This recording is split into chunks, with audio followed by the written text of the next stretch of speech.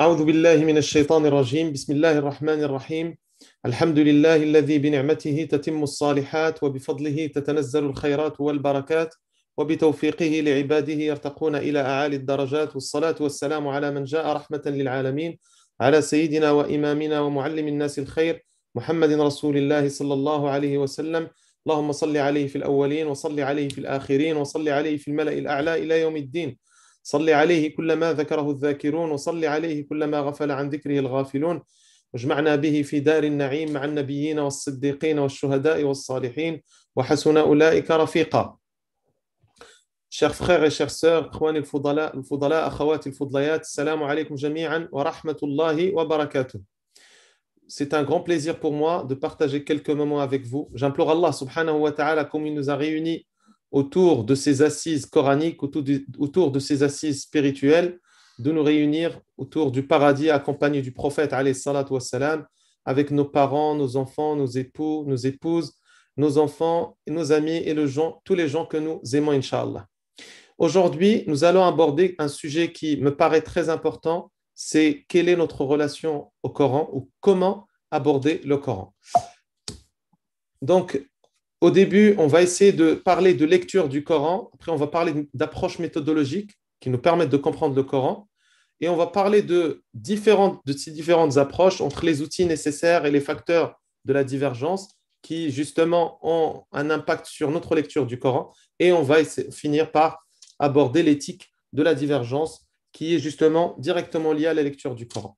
Première question, c'est comment lire le Coran. J'ai envie de vous dire que celui qui lit le Coran doit respecter trois niveaux principaux. Donc, le premier, c'est la lecture. Chaque musulman doit avoir un niveau très fort une relation très forte avec la lecture du Coran. Rasul sallallahu alayhi wa sallam قال وقرآنا فرقناه لتقرأ الله عز وجل قال عفوا وقرآنا فرقناه لتقرأه على الناس على مكث ورتلناه ترتيلا ونزلناه تنزيلا. Donc, le Coran est fait premièrement pour être lu. Et la lecture du Coran est une adoration en soi. Rasul sallallahu alayhi wa sallam قال بكل حرف حسنة. Chaque lettre du Coran est une récompense, génère une récompense en soi. Et donc, nous devons justement lire le Coran, nous devons avoir un rapport avec le Coran, un rapport journalier. Et chers frères et sœurs, ce rapport ne doit pas se limiter uniquement au mois du Ramadan. Le Coran doit être lu avant le mois du Ramadan, pendant le mois du Ramadan. Certes, nous accentuons notre lecture du Coran, mais aussi au-delà du mois du Ramadan et après le mois du Ramadan. Et c'est là justement où nous sommes réellement dans la lecture. Mes chers frères et sœurs, le Coran n'est pas uniquement un livre de lecture. Certes, c'est le premier niveau, mais il ne faut pas se satisfaire de la lecture uniquement. Le Coran appelle à la méditation des versets, mais aussi la méditation du monde qui nous entoure. Rasul sallallahu alayhi wa sallam, Allah subhanahu wa ta'ala قال لا تحرك به لسانك لتعجل به إن علينا جمعه وقرآنه فإذا قرأناه فاتبع قرآنه. Et donc, c'est une question aussi de concentration, c'est une question de méditation de ces versets, ce qu'on appelle Kitab al-Mastur, le livre écrit, mais aussi le Kitab al-Mandour qui est le livre perçu, cet univers qui nous entoure. Et Allah subhanahu wa ta'ala nous appelle à la lecture, ou plutôt à la méditation de ces deux livres, à savoir le livre écrit qui est le Coran al-Karim. Allah subhanahu wa ta'ala dit « Afala yatadabbaruna al-Qur'an » Pourquoi ne méditent-ils pas le Coran? Et il compare ceux qui ne méditent pas le Coran comme étant des gens qui ont malheureusement des verrous, des cadenas sur leur cœur. Donc nous devons justement faire cet effort de concentration, cet effort de méditation des versets du Coran. Et là, nous sommes dans le niveau 2 de la lecture du Coran. Mais le niveau 3, et qui constitue la finalité de la révélation du Coran, c'est vraiment la mise en pratique. Aïcha radiyallahu anha, quand on l'a questionné sur le comportement du prophète alayhi salatu wassalam, elle a répondu simplement en disant Kana khuluquhu al-Qur'an. Son comportement était le Coran. Et donc là, justement, c'est le niveau final, le niveau, on va dire, la finalité de la révélation du Coran, c'est sa mise en pratique. Et nous devons justement, chacun selon ses capacités toujours, mettre en pratique ce livre, mettre en pratique les enseignements que nous lisons dans ce livre. Allah subhanahu wa ta'ala nous dit Ya ayyuhalladhina amanu taqullaha wa kunu ma'as sadiqin. ô vous les croyants, craignez votre Seigneur, faites preuve de piété, de taqwa, et soyez avec les véridiques. Et à chaque fois que nous lisons ce type de versets, qui sont d'ailleurs des versets très simples à comprendre, qui ne nécessitent pas beaucoup de connaissances pour les comprendre, nous devons justement les méditer et les mettre en pratique. Ya ayyuhalladhina amanu awfu bil uqud. Ô vous les croyants, respectez vos engagements, respectez vos pactes. Début de Surat al-Ma'ida. Et quand nous lisons ce verset, nous devons justement, ces versets doivent être un levier de changement dans notre comportement, dans notre façon de parler, mais aussi dans notre façon de penser et d'agir.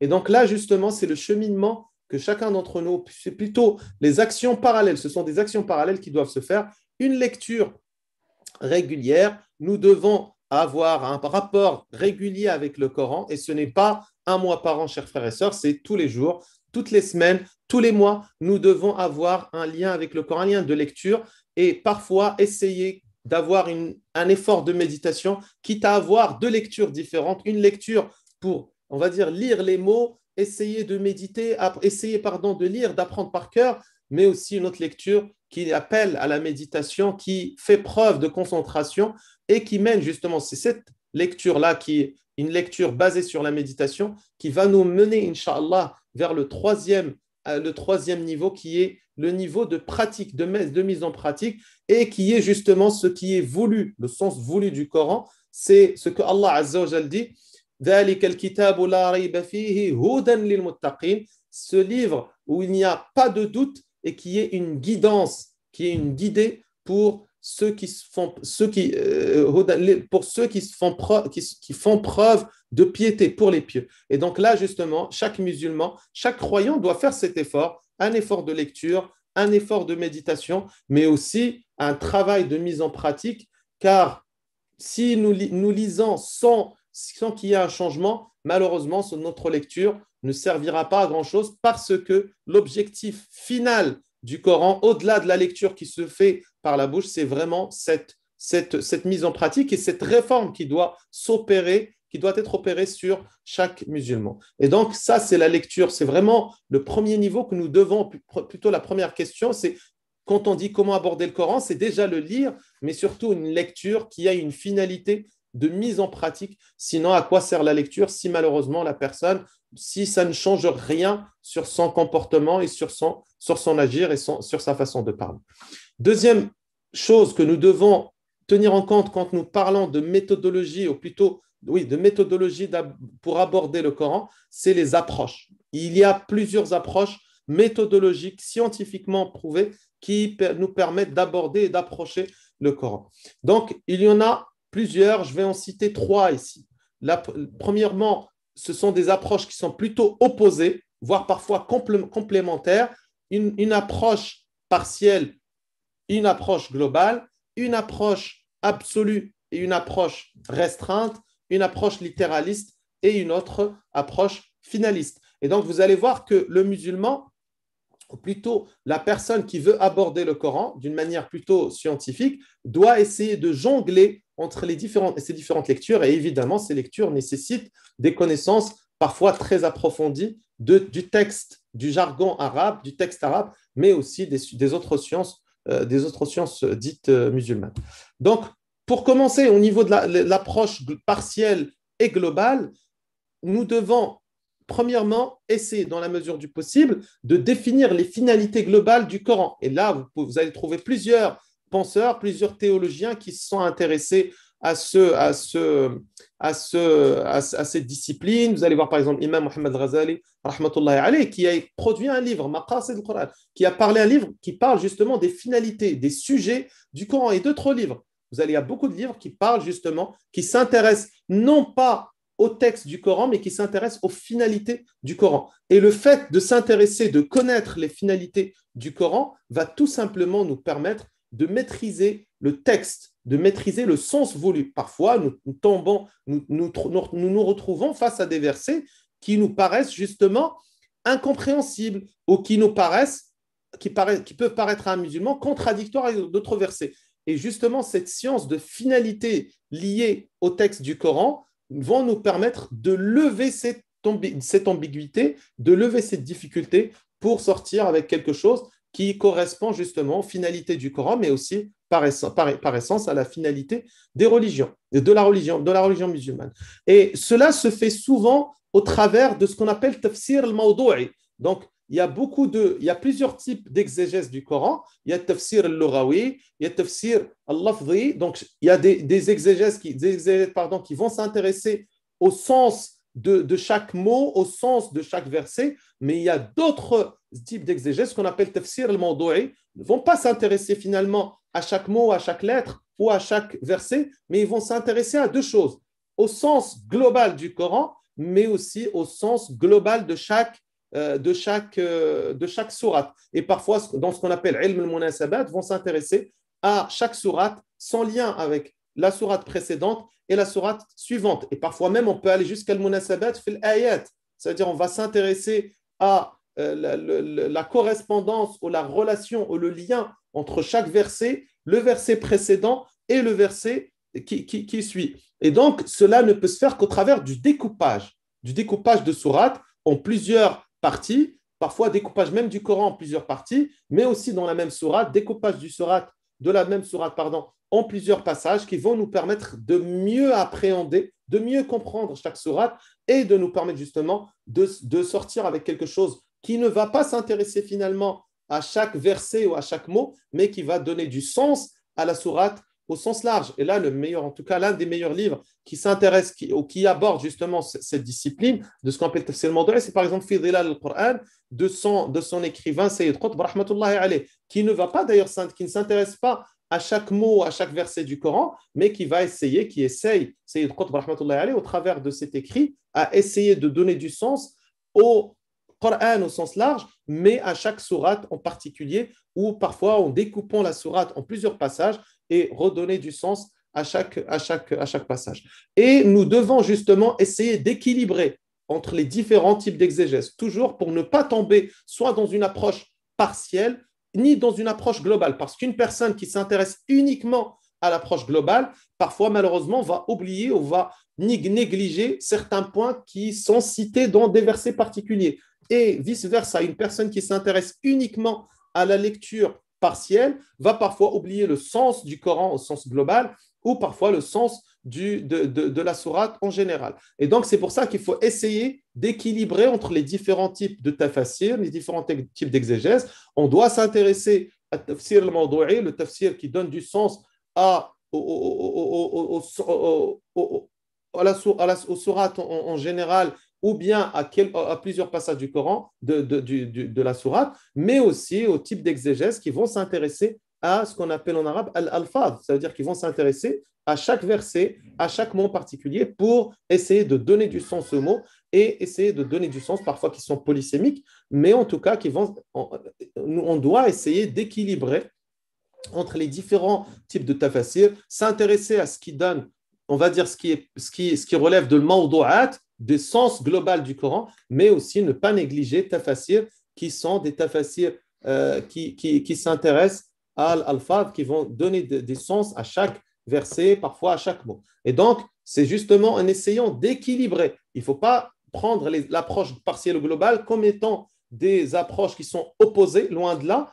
Certes, au sens linguistiquement parlant, quelque chose qui est global est contradictoire par définition à quelque chose qui est partiel, mais dans notre approche, quand nous abordons le Coran, nous devons essayer de maintenir plus ou moins une complémentarité dans ces deux approches. Essayer de lire chaque morceau ou chaque verset indépendamment des autres, mais toujours garder à l'esprit l'approche globale du Coran, la finalité globale du Coran et pourquoi pas la finalité globale de chaque sourate. Et donc, là, ça, c'est la première approche. La deuxième approche, c'est ce qu'on appelle une approche. Nous avons aussi une autre approche, c'est les approches absolues et restreintes, qui peuvent paraître justement contradictoires, mais qui sont contradictoires. Dans le Coran, il y a des passages absolus. Dans le Coran, il y a des passages restreints. On ne peut pas prendre le Coran comme étant que chaque verset n'est pas applicable uniquement qu'à l'époque du prophète alayhi salatu wassalam. Et c'est malheureusement ce que certaines tendances, notamment des nouvelles tendances, appellent. Par exemple, parfois, on va dire, on va prendre le Coran comme étant un texte historico-critique et on va l'aborder, on va prendre que que certains versets qui peuvent être applicables sans limite spatio-temporelle, alors que le Coran, dans sa généralité, est applicable. Encore faut-il le comprendre et l'aborder de la meilleure des manières. Et pour aborder cela, nous devons équilibrer entre l'approche absolue et l'approche restreinte. Et quand nous parlons de ces deux approches, c'est bien évidemment, il faut lire, il faut comprendre les principes globaux du Coran, mais aussi discerner les passages absolus des passages restreints. Et cela se fait majoritairement, cela se fait principalement au travers de ce qu'on appelle asbab al-nuzul. En lisant les causes de la révélation, pourquoi ce verset a été révélé, ça nous mène justement à discerner les passages absolus et des passages restreints. Et ce sont des approches qui ne sont pas finalement opposées, mais qui sont complémentaires et qui nous permettent de comprendre et de maîtriser le texte du Coran. Une troisième approche, et on va s'arrêter là pour les approches qui nous permettent d'aborder le Coran, c'est l'approche littéraliste et l'approche finaliste. قراءة مقاصدية وقراءة نصية يعني تهتم بالنص بالحرف القرآني. Ici, nous avons trois écoles différentes. Dans la pensée musulmane, nous avons trois écoles entre le littéralisme et les finalités. Une école qui est purement littéraliste et qui ne prend pas en considération les finalités de la législation musulmane et parfois même la finalité du Coran. Et donc, elle va s'intéresser à la lettre, ce qu'on appelle le madhab al-zahiri notamment. Donc, le madhab al-zahiri s'intéresse majoritairement, pour être plus précis, majoritairement à chaque mot de Coran ou à chaque texte juridique du Coran. On a ce qu'on appelle une école purement finaliste, qui ne prend pas en compte les textes explicites. Parfois, il y a des textes explicites, clairs, univoques. Parfois, on va dire que finalement, même ces textes, on va leur donner une finalité et on n'est pas obligé de les prendre en compte. Et une école du juste milieu qui prend en considération les finalités de la religion musulmane, mais aussi les finalités du Coran, mais sans oublier les textes explicites. Et donc, on est face à ces trois écoles, une école purement littéraliste, une école purement finaliste, une école, ce que j'appelle une école du juste milieu, qui va prendre en considération les finalités, mais sans omettre, sans ignorer, sans oublier les textes explicites du Coran. Et donc, qu'est-ce qu'on peut dire? Premièrement, le fait de s'intéresser uniquement à une approche et de délaisser l'autre, malheureusement, a des conséquences négatives. Et je vais vous donner des exemples. Pour la lecture littéraliste, qira'a nas uniquement, sans s'intéresser au sens, va malheureusement parfois élargir le niveau des adorations dans ce qui n'a pas été précisé explicitement. Un exemple tout simple, offrir zakat al-mal uniquement, zakat al-fitr, pardon, uniquement en argent, strictement en argent. Et j'ai fait exprès de choisir ce terme parce que cet exemple, et d'ailleurs je vais le choisir dans les deux sens, parce que c'est quelque chose qui revient. On va prendre par exemple un texte du hadith du prophète alayhi salatu wassalam. Là, ça s'applique en l'occurrence de hadith parce que le texte qui a donné naissance à Zakat al-Fitr est un hadith du prophète alayhi salatu wassalam.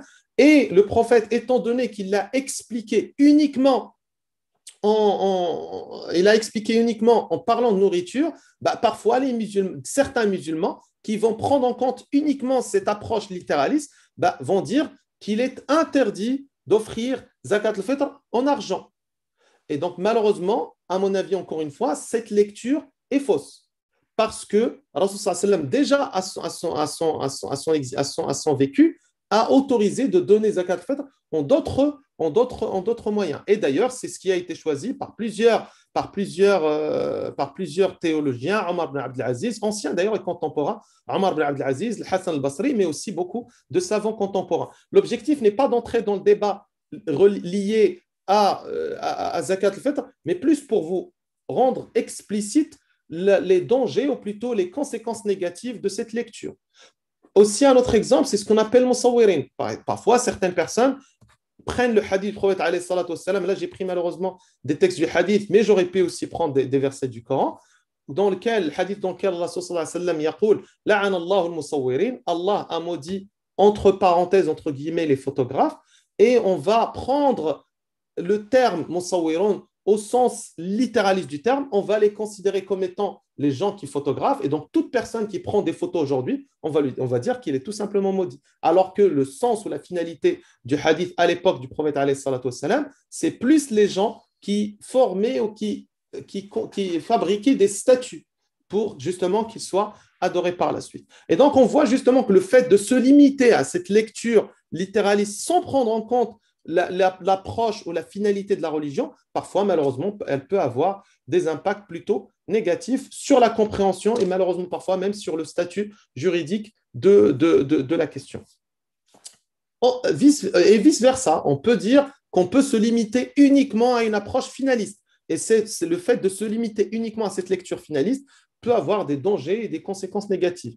Parfois, on tombe malheureusement dans la sécularisation de la religion ou ce qu'on appelle une instabilité de la religion. Alors que la religion, et juste dans la religion musulmane, on jongle entre ce qui est littéraliste et ce qui est finaliste pour essayer en tout cas de trouver la meilleure des solutions. Et malheureusement, parfois, on voit certains musulmans disent que la prière, l'objectif, la finalité de la prière, certaines personnes considèrent ça, et on l'entend beaucoup en France, c'est quelque chose qui est récurrent. Certaines personnes disent que la finalité, par exemple, de la prière, Allah Azza wa Jal, dans le Coran, nous a prescrit la prière. La finalité de la prière, c'est de se connecter à notre Créateur, et donc tout moyen qui va nous permettre de nous connecter à notre Créateur peut remplacer la prière. Ça peut être du yoga, ça peut être de la concentration, ça peut être de la méditation, et qui est, à mon sens, encore une fois, une approche qui est erronée, parce que c'est une approche qui est purement finaliste, mais qui ne prend pas en compte cette approche littéraliste dans laquelle Allah subhanahu wa ta'ala dans le Coran et le prophète alayhi salatu wassalam ont défini clairement ce que c'est la prière. C'est surtout dans les hadiths du prophète alayhi salatu wassalam dans lequel il dit Sallu kama ra'aytumuni usalli. Priez comme je priais. Voyez ma prière et appliquez et mettez en pratique et copiez ce que je suis en train de faire. Et je vais utiliser d'ailleurs le même exemple dans le fait d'offrir zakat al-fitr seulement en nourriture. Aujourd'hui, certaines personnes interdisent d'offrir la zakat al-fitr en nourriture, ce qui me paraît encore une fois faux. Donc, parce que l'objectif, encore une fois, de zakat al-fitr, c'est de rendre la vie facile pour les nécessiteux et de rendre ce service aux nécessiteux. Donc, si le nécessiteux, c'est le pauvre, a besoin de la nourriture, rien ne nous empêche de la donner aux nourritures. Mais si on voit qu'il a besoin de vêtements, on voit qu'il a besoin d'habits, d'argent, par exemple, rien ne nous empêche non plus de la donner parce que, encore une fois, l'objectif de Zakat al-Fitr n'est pas et simplement de rendre service aux pauvres. Et donc, le fait d'interdire à la personne de la donner en argent me paraît quelque chose qui est fausse. Et le fait aussi d'interdire à une personne de la donner en nourriture me paraît encore une fois faux. Donc pour moi, c'est plutôt une lecture qui joint les deux approches, une lecture qui respecte le sens littéraliste, mais qui prend en compte le sens finaliste des termes du Coran. Et donc c'est justement en jonglant, plutôt en fusionnant les deux lectures, qui me paraît à mon sens la lecture la plus approchée au message de notre religion. Pour lire le Coran, pour comprendre le Coran, pour aborder le Coran, nous avons besoin de certaines sciences, nous avons besoin de certaines connaissances qui sont parfois nécessaires, mais qui sont aussi parfois facteurs de divergence, et c'est ce qu'on va voir par la suite, Inch'Allah. Au niveau des outils nécessaires, nous avons besoin de la langue arabe. Nous n'avons pas besoin de maîtriser la langue arabe pour lire le Coran, mais là, pour extraire des avis juridiques, halal, haram, makruh, mubah, etc., nous avons besoin de la langue arabe. Nous avons besoin de comprendre le texte du Coran et non pas l'arabe comme on la pratique aujourd'hui. Ça aussi, c'est une erreur malheureusement qui est courante dans certaines sphères, c'est qu'on essaye de comprendre le texte du Coran en prenant en compte ce que l'arabe que nous pratiquons aujourd'hui, parfois même le dialectal. Alors que pour comprendre le texte du Coran, ce qu'on dit en arabe, c'est qu'il y a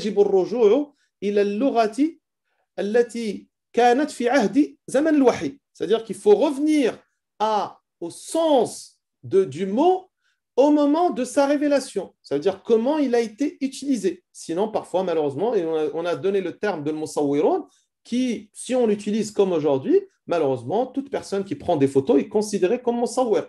Alors que le musawwir, à l'époque du prophète, c'était la personne qui va faire ce qu'on appelle taswir, ça veut dire qu'il va créer des souars, des statues qui vont être adorés par la suite. Et donc, la première science ou la première discipline dont nous avons besoin, la première compétence, c'est une maîtrise de la langue arabe. Et là, on parle de la maîtrise de la langue arabe, notamment quand il y a des avis juridiques. Quand nous allons, par exemple, faire ce qu'on appelle tashri' la législation. Maintenant, parfois, de ce qui relève de l'éthique, du bon comportement, parfois, on n'a pas besoin d'un niveau très, très bon en langue arabe pour mettre en pratique et méditer. J'ai donné l'exemple tout à l'heure de « Awfou bil uqoud », ô vous les croyants, respectez vos engagements, respectez vos pactes. Ce type de verset ne nécessite pas forcément d'avoir un niveau très fort en langue arabe pour le méditer et le mettre en pratique. Mais quand on parle de la législation musulmane, quand on parle de versets qui vont légiférer certains jugements juridiques, là, évidemment, il faut, premièrement, avoir une bonne base,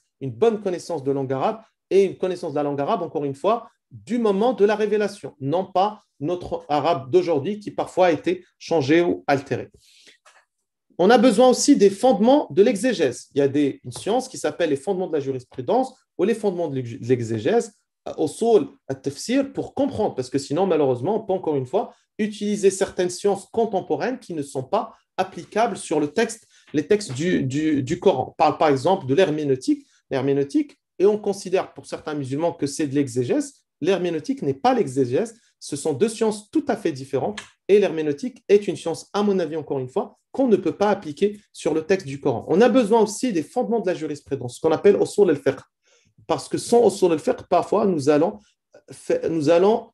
on va dire, comprendre certains versets d'une manière plutôt erronée. Pour comprendre les textes du Coran au sens général, on a besoin de cette science. On a besoin aussi des finalités. Nous avons parlé des finalités du Coran, et on a besoin bien évidemment des autres sciences qui ont aussi leur importance, ilm al-aqida, al-fiqh, sira du prophète sallallahu alayhi wa sallam, qui vont nous permettre de comprendre et de mieux maîtriser, de mieux cerner le sens qui serait voulu, parce qu'on ne peut pas prétendre connaître le sens voulu d'Allah subhanahu wa ta'ala. On essaye de s'approcher au sens et